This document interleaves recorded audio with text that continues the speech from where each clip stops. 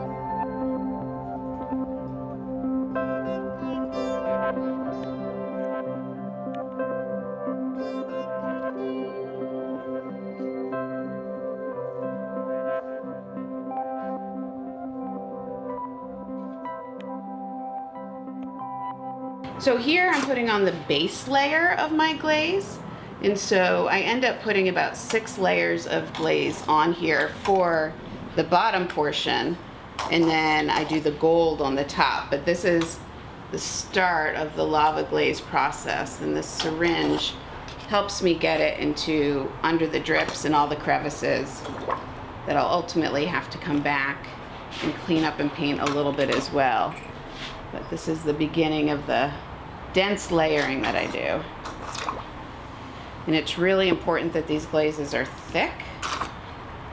Usually with glaze you're trying to keep it fairly thin, but I really want it to be very thick so that it gets the crustiness and the gloopiness that I'm looking for.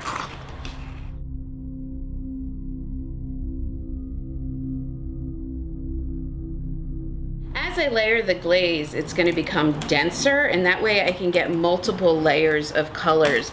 As you can see in some of these really gloopy sections, there's layer upon layer, just kind of like sedimentary rock, but I want it to be bubbling so it really reads as an asteroid or meteorite and is really mysterious. But I'm able to get really thick and dense glazes through this layering process. So I'm starting to layer the glazes, and one of the hardest things about glazing is that it changes so much in the kiln, and so it's hard to anticipate what you're gonna get. And for me, I like to work with a little bit of a combination between control and understanding and having expectations of what that's gonna be, as well as I always wanna be surprised.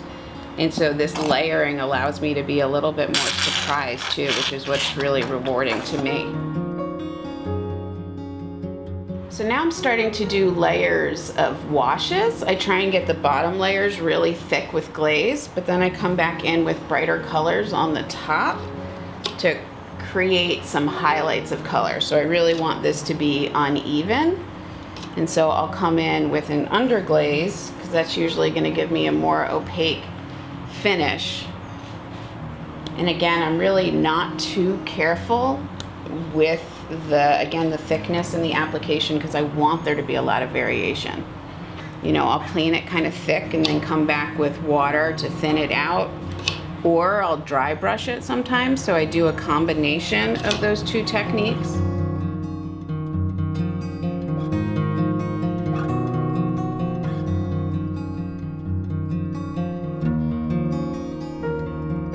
This is part of a body of work that I created for the San Diego airport, and what they wanted me to do was respond to the San Diego landscape.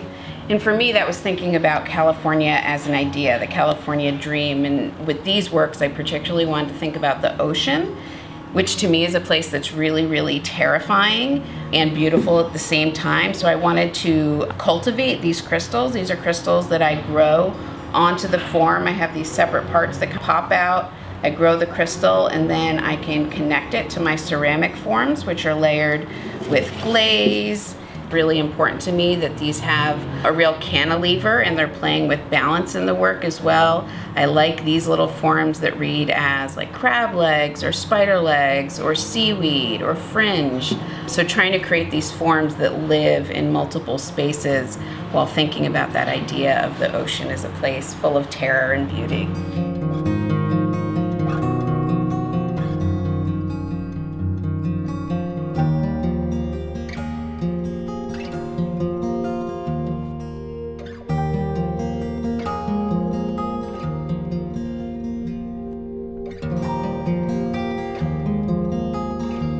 This piece features alum crystals, so they're a different shape than some of the other ones. You can see they really have these beautiful flat sides to them, and they grow differently and have a beautiful translucency. And here I've paired it with a copper leaf. One of the things that's really cool about the crystals is they actually leach, and so I like using it with copper or gold leaf because the surface will slowly change over time, which allows the sculptures to really stay alive for me.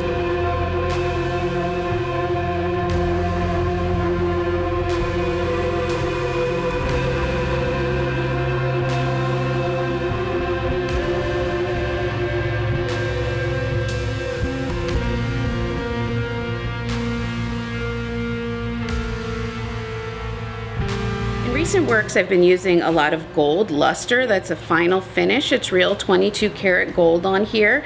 I love the preciousness of it. I love pairing it with either flock like that's in this piece. It's a fuzzy spike there, or the lava glaze in a lot of pieces.